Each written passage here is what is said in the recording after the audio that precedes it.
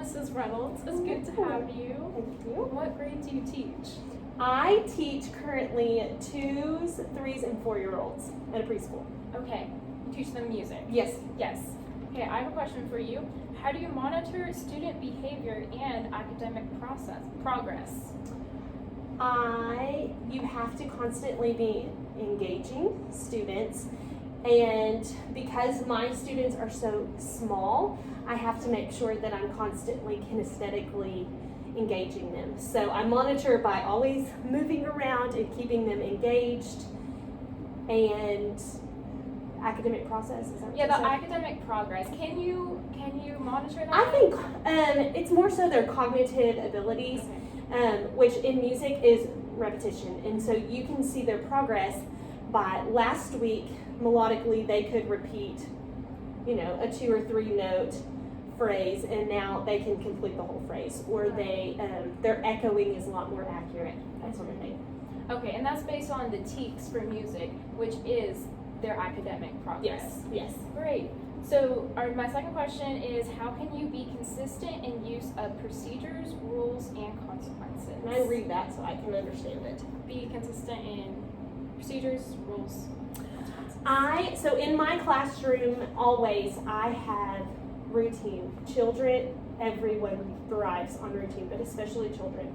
They need structure. So my students in this classroom know that they walk in the door and they come stand on the wall. We sing a hello song. I invite them to the carpet. They know what to expect. So by knowing what to expect, they can be successful because they know what's coming. And so they don't have to be nervous. They don't have to be scared. They know how to experience music because we've done it in the same way over and over and over.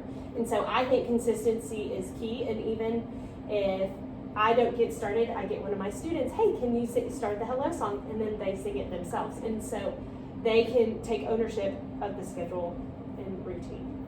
Does that answer the question? Yes, but also, what about consequences? How are you consistent with that?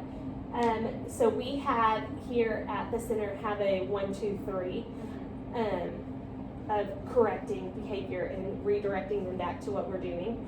And so in my class specifically, when they leave, because they're 2-year-olds, we get a stamp. And so they get 3 chances to earn their stamp. And if they, or more so to lose their stamp.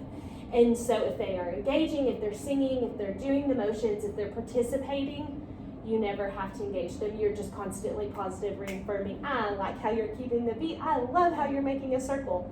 Things like that. But if I have to say, child, please come back to the carpet, or hey, can you please sing with us this time? Then that'll kind of count as a 1. If I have to ask you again, I'm going to have to take your stamp or something like that. Okay. But they know every time that I say their name that they're getting closer to losing their Okay, so it's when you say their name, you don't like. Or I can just look at them and give them a 1. Look at them and give them a 2.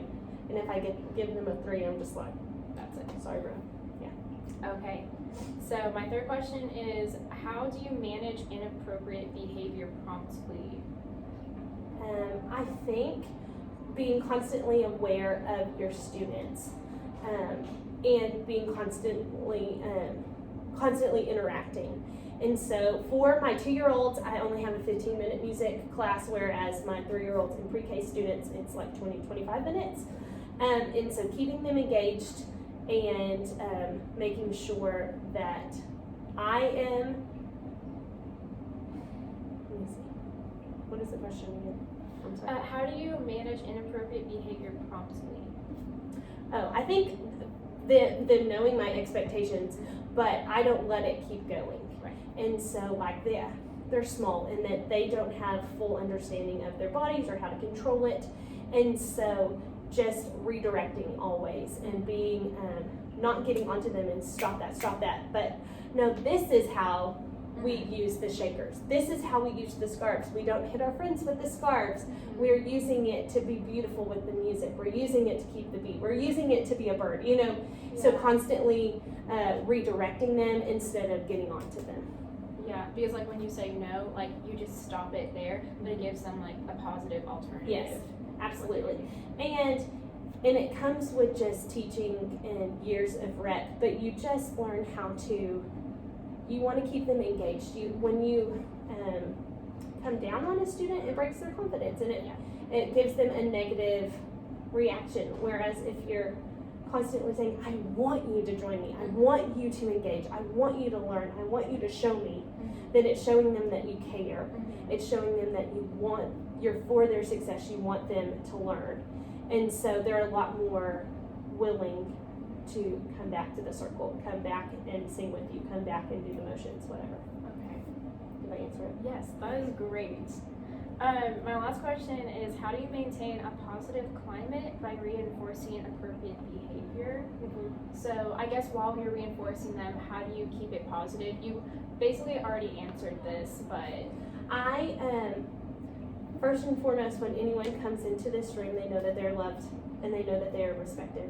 They might just be 2 years old, they might be 4, but they are respected because they were created in the image of God. And I love that in this center, I get to speak about their creation and who they are and who God has declared them to be. And so I get to love them through that. And so I hug them when they walk in. I'm giving them physical affirmation. Well, but yeah. they know that I care about them. In our hello song, after we sing it, I greet them all by name, look at them, either just say, hi Hope, how are you today? Or I love your sweater, or we're gonna have fun today. It looks like you're having a good day. And engaging them personally, but eye contact is a big thing too, because they are seen, they are known, they are loved. And so I make lots of eye contact with little people. Okay. So, Yes, because